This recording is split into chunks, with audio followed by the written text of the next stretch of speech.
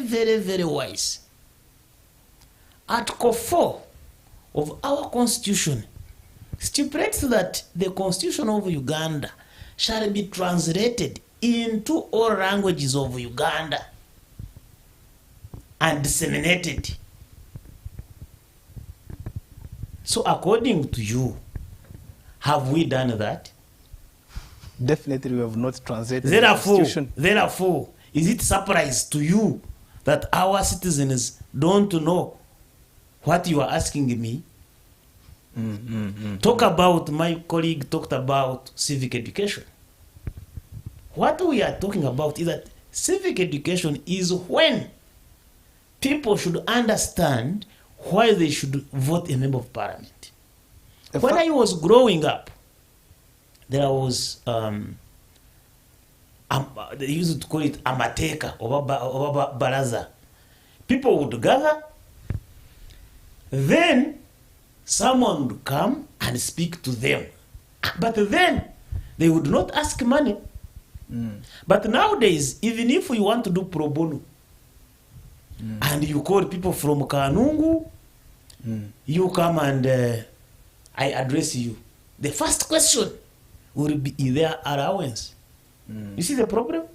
Now, because of that, our people are not getting information to the extent that a member of parliament is contesting him or herself does actually don't know what he's supposed to do constitutionally, what is his constitutional mandate. Because I have at least attended rallies. A member of parliament is talking of making bridges, roads, but what is the primary role of a member of parliament?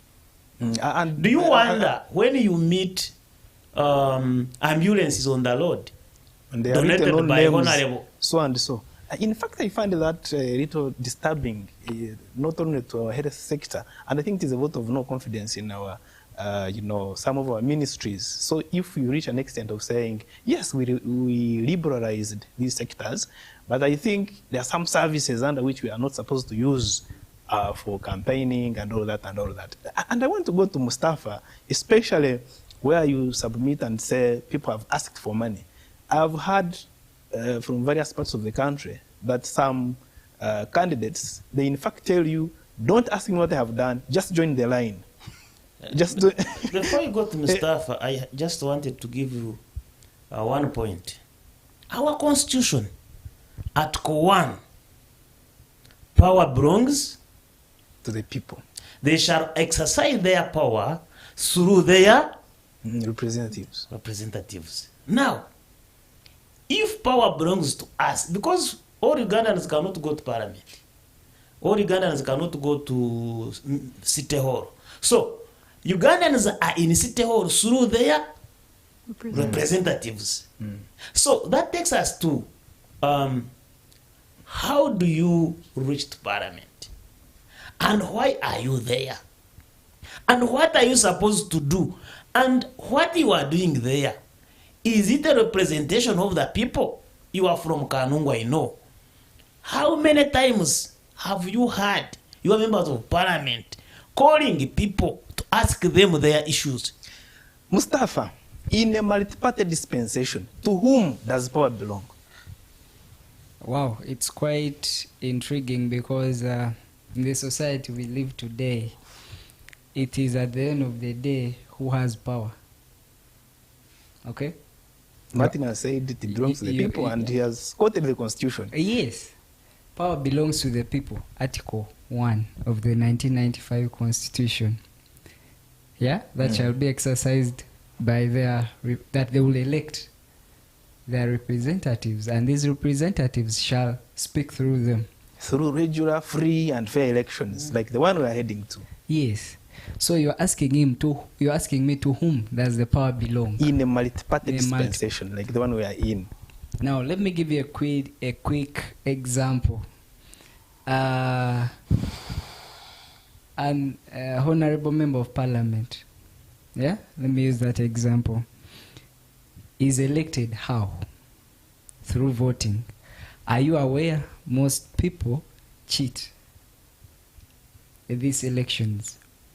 Okay, So if I cheat an election and I go to represent you, and indeed you didn't give me the mandate through your vote that is provided for under Article 58, right to vote, right? How will I represent you? I will misrepresent you, right?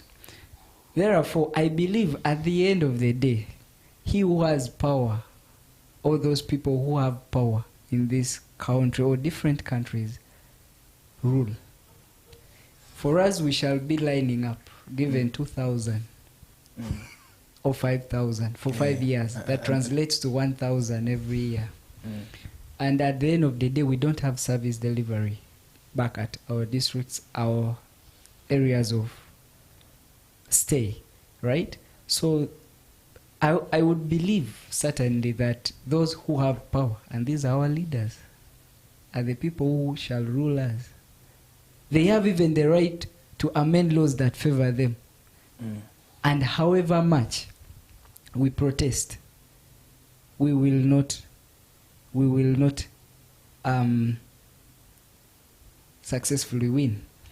Let me give you a vivid example. In our neighbor Kenya, when they tried to pass the finance bill, right? The leaders that they elected from their constituencies different said, please don't pass the bill because it is repressive to the citizens, right? And these people, I quote, were bribed. I was with 10 million Kenyan shillings each legislator, right? And they passed the bill. You saw what happened? How the people spoke in an irregular manner. They were not forced. Actually, they were forced to do that. But if their representatives had spoken the truth, that wouldn't happen. Quick to our country, an example. Don't touch the age limit. Others said touch. At the end of the day, those who had power did what? Passed the bill or the law. The MPs said that they have consulted everybody in their constituencies. Wow. And they have said amend that constitution. And that is one example of multi-party dispensation, one key event in multi-party dispensation. I would be coming back to you. Let me just conclude on that. You've said that you were told. I remember I am from a constituency from Far East, Kapchora. So our area MP came and met few NRM leaders in a hall, in a hotel. And he gave each 300,000. He came to Parliament and we were shamelessly watching, sorry to say that, shamelessly watching our leader who didn't consult us, speaking on our behalf, speaking things we didn't agree on. I think the challenge with the law, because it says consult. Consult. It doesn't specify how many and who. When they say go and consult your constituency, what makes up your constituency? Aren't they the residents in your constituency? Your constituency are the people who took you there to represent them. So at the end of the day, you've defied my right to speak. So, and that's why I was telling you that. Then that brings the notion that I was trying to say, that he who has power at the end of the day takes it all.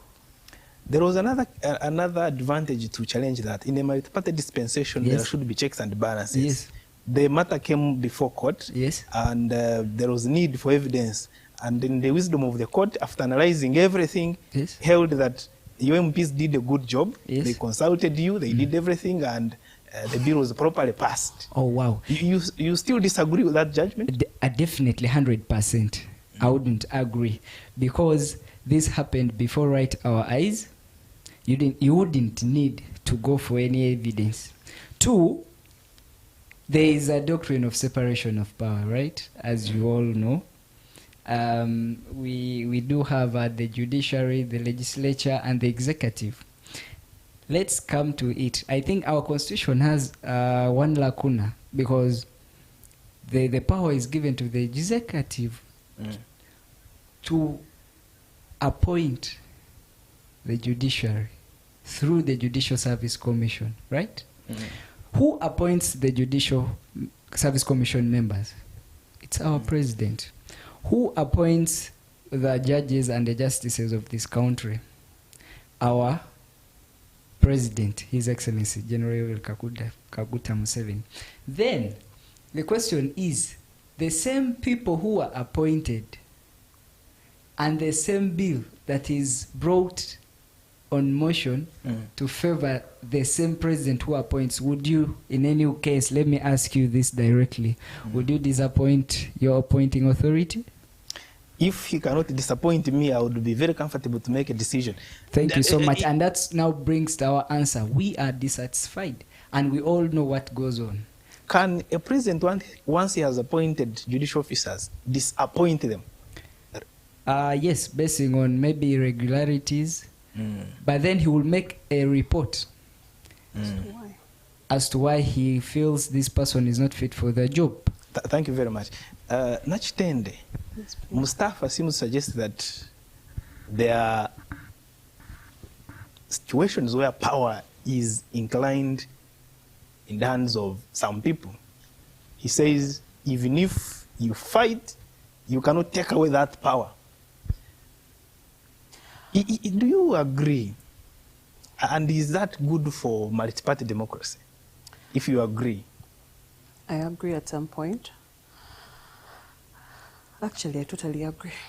Because as they were creating the multi-party system in that 2005 referendum, political parties were there, but they were not allowed to perform their political activities. And that only was a setback for our multi-party system. I usually find time and talk to the people like Umuntu Wawansi, those people that are always on ground, those people that are always voting, those people that are always doing this and that, the ones that are always mobilizing for the vote, singing around here and there. One time I interacted with a gentleman. He told me, my daughter, you're young. You see these things here? You see these things here? Once the Mukulu has said, Togenda, you don't get the card in every political party. And then when it comes to the ruling party, do you think we still have multi-party political systems in this country? I don't think so. Because I witnessed it where I was. How can a group of a certain tribe of a person standing not vote for them, and then you vote for a foreign? I'm not entering into tribalism, but I was just reading. I almost thought that's where you were heading, because I was not even part of the tribe there. But I was wondering, how come a certain tribe is voting for this person? It was impossible. And votes were more than the people in those places. Don't you think that we lack the multi-party system? And even the opposition parties we have, I think they are a bit weak, because once they get their issues inside the parties, the issues tend to echo out into the other parties or into the public, which also diminishes the votes that they would have got from their voters. Thank you. I'm going directly to our social media, responses. And in fact, if you're there and you have not yet sent in your comment, please go to our social media handles, go to our YouTube channel, U24 Television, and then type your question. You shall be able to read it. And right away, I have a comment from Moro Uthman Sadala. He says, I guess multi-party dispensation, it has created room for self-interest in Uganda.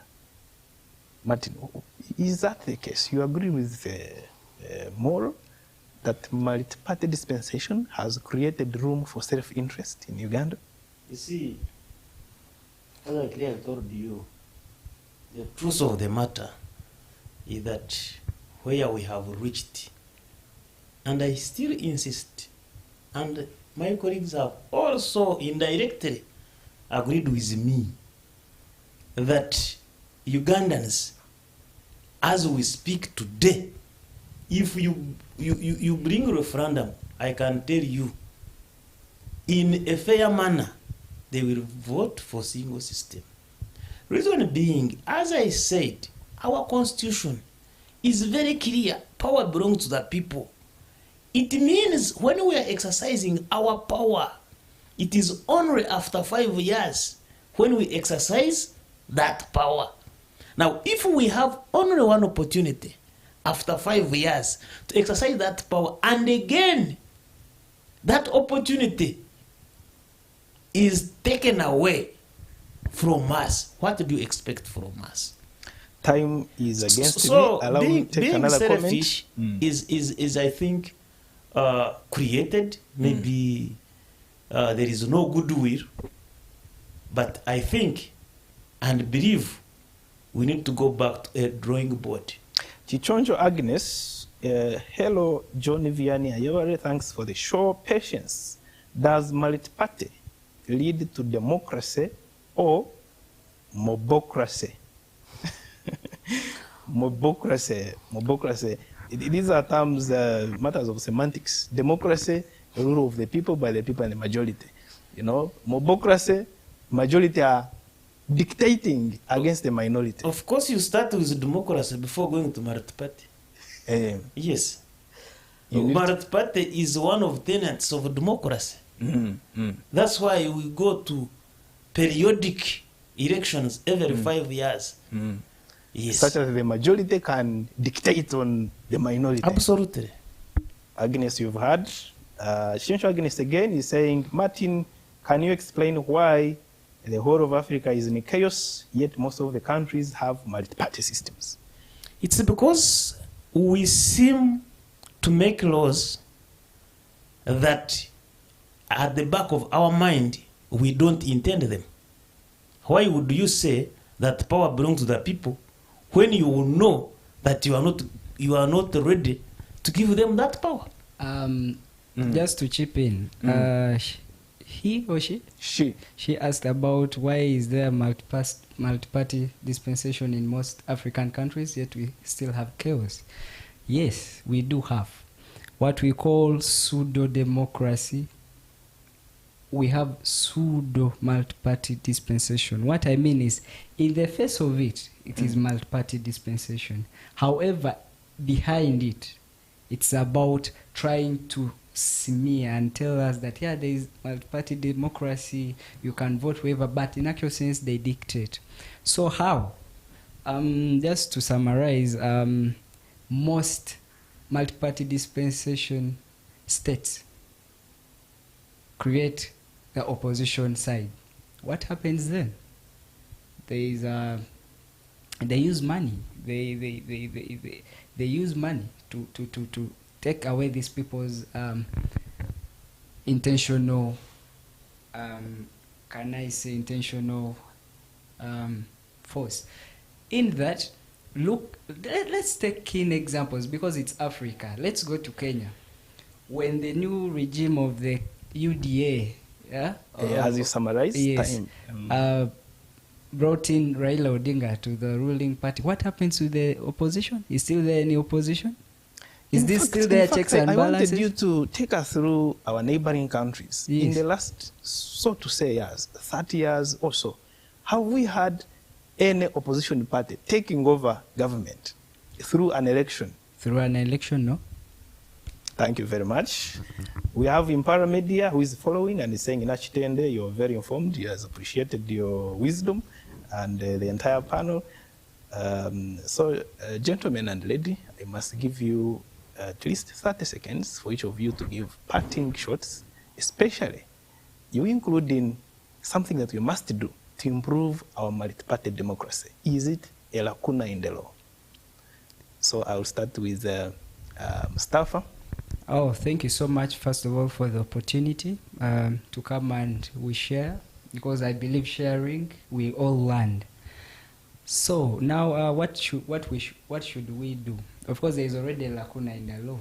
What should we do? I think we should all participate. We should stand and speak for ourselves before it's too late, because going into even the next general elections, we are yet to see a lot of things happening. And I would like to thank my fellow panelists for doing executing a very good job. And I would like to tell our viewers, thank you so much for listening in, for giving your feedback. We will all, at the end of the day, make it together. So for God and my country, good night. As you say good night, multi-party or no multi-party? I believe multi-party, but with democracy. Thank you very and much. Transparency. It has a qualification. Over to you, Patience Nachitende. Yes, so to me, thank you so much for the opportunity. To me, the government should look at, or the political parties should look at the small weaknesses they have in them and try to polish them so that we can strengthen the multi-party system. Because if the opposition parties do not strengthen their weaknesses and they vibrate, they echo out into other people's, this is an advantage for one party to take over all of them.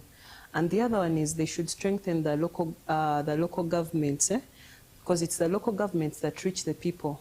They are the local governments that tell the people that we have a multi-party system in this country, everyone is free to vote for. Yes, they should sensitize them about the different political parties, whereby it should not only be one political party, because there are places you reach and it is one political party, and if you dare say talk about the other one, you're going to be, maybe at night they're going to come and cane you, they're going to do this. So they should try and curb the violence.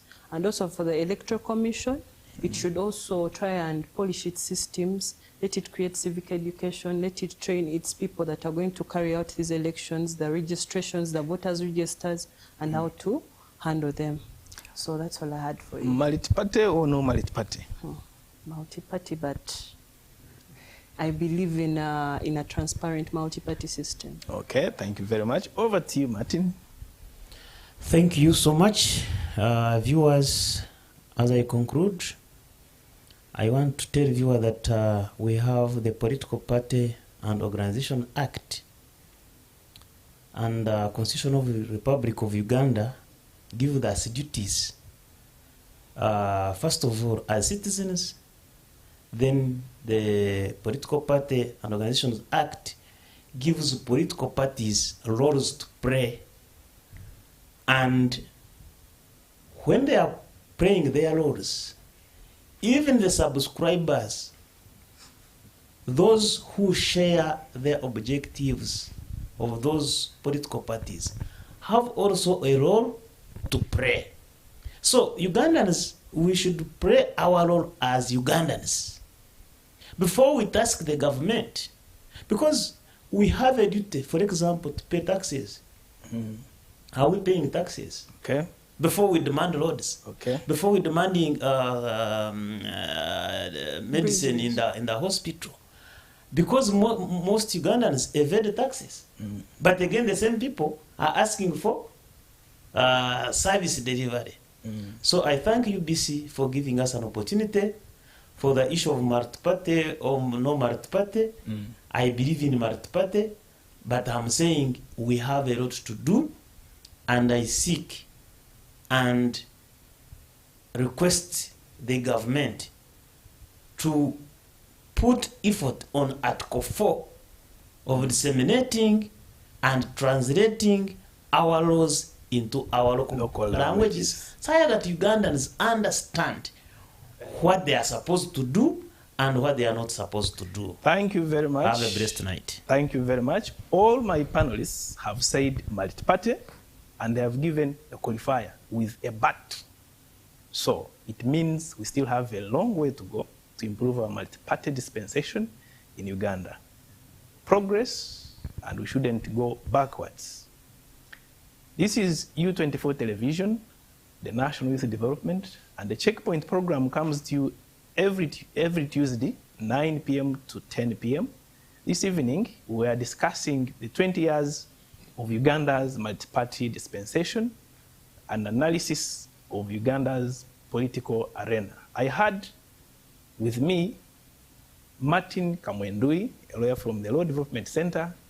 I had Patience Nachitende, a lawyer from the Law Development Center, and I had Martin Byomuhangi, who is also a lawyer from the Law Development Center. We are supposed to be with Otimu Bernard, who is a lawyer from the Law Development Center, but also the NRM flag bearer for Maruzi North in Apache District. But unfortunately, he got an emergency and was unable to be with us. Hopefully, we'll have him in our coming programs. Don't go away. See you next Tuesday at the same time. Coming up is U24 Cinema. Stay tuned and good night. I seem to mess it up almost every time.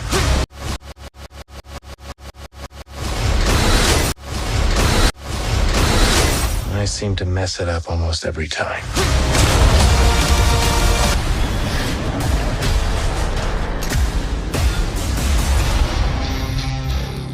Permission to come aboard.